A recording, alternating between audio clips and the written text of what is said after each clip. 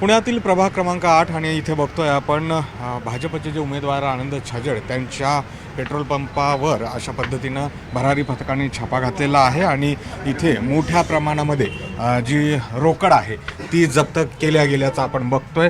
निवडणूक विभागाचे अधिकारी आणि अर्थातच पोलीस जे आहेत ते त्यांच्या समोरच ही सगळी कारवाई केल्या गेली आहे। काही निवडणुकीचं साहित्य इन्व्हलप आणि ही रोकड जवळपास 10 ते 12 लाख आणि त्यापेक्षाही जास्त ही रोकड दिसते आहे आणि एकूणच ही कारवाई जी आहे त्यामुळं खळबळ उडालेली आहे। किती एकूण रोकड मिळालेली आहे आणि काय कारवाई चाललेली आहे आपण जाणून घेऊया। सर ते नाही सांगा ना किती सांगा ना काही प्रॉब्लेम नाही बिंदास डोंट वरी। काय साहित्य मिळून आलंय काय किती एकूण कारवाई आहे? एकूण 11,42,240 2,34,870 आणि साहित्य आढळून आले। काय साहित्यामध्ये? साहित्यामध्ये झेंडे निवडणुकाचं हे एक DVCR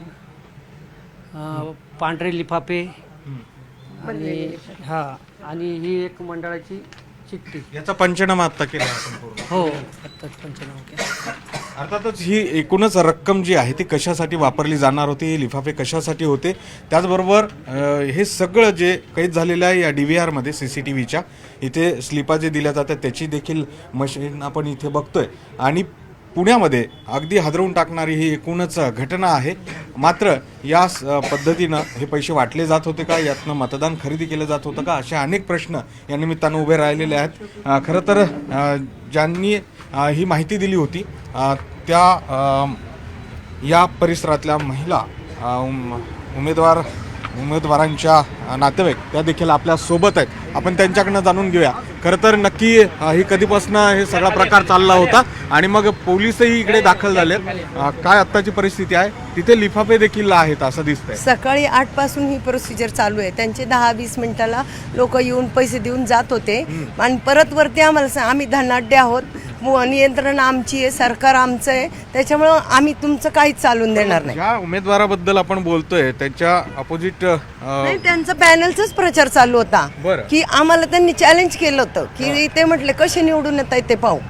आणि मी 2 वेळा पकडलं पण होतं मागच्या बोळीमध्ये जाऊन स्वतः, पण पळून गेले तिथनं आणि एका जेंट्सला लेडीजने हात उठवायचं म्हणजे ते चांगलं माझ्या संस्कृतीला शोभत नाही। तुमचं म्हणणं काय आहे की जे सगळं भाजप चाललंय दरवेळेच आहे।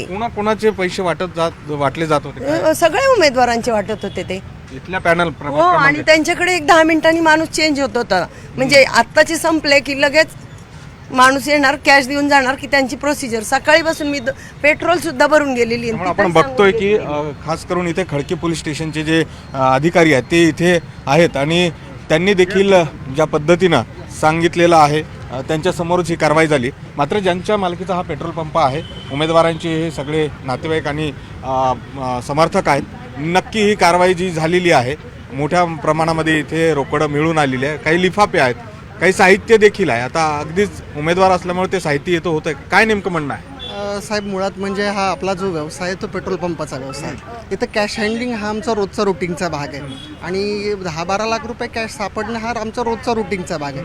आम्ही कुठल्याही प्रकारचं आमिष लोकांना देत नाही, आम्ही सत्तेपुढे पुढे जातो। आम्हाला हे राजकीय द्वेषापोटी बदनाम करायचं षडयंत्र। एकूणच CCTV आणि DVR जप्त केला गेला आहे, चौकशीला तुम्ही सहकार्य करताय?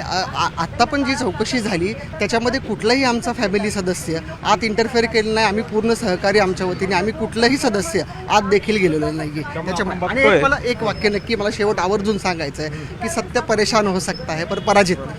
त्यामुळे आपण बघतोय की प्रभाग क्रमांक 8 औंध बोपोडी ज्या प्रभागामध्ये भाजपचे जे उमेदवार आहेत आनंद छाजेड त्यांच्या मालकीचा हा पेट्रोल पंप आहे आणि थोड्या वेळापूर्वी जेव्हा इथे पैसे वाटले जात होते, जेव्हा मतदान सुरू होतं त्याच वेळेस भरारी पथकाने त्याचबरोबर खडकी पोलीस स्टेशनमधल्या अधिकाऱ्यांनी इथे येऊन छापा घातला। त्यावेळेस त्यांना अशा पद्धतीचं साहित्य आणि मोठ्या प्रमाणात रोकड मिळून आली। अर्थातच हा पैसा मतदान विकत घेण्यासाठी वापरला जात होता का हा प्रश्न अनुत्तरित आहे, याची चौकशी केली जाईल। मात्र या एकूणच घटनेमुळं तणावही निर्माण झालेला आणि खळबळ उडाली। त्यामुळं आता या सगळ्या संदर्भामध्ये निवडणूक विभागाचे वरिष्ठ अधिकारी काय स्पष्टीकरण देतात याकडे सगळ्यांचं लक्ष लागलंय. संदीप सर, गोविंद बाकडे, न्यूज 18 मराठी, पुणे.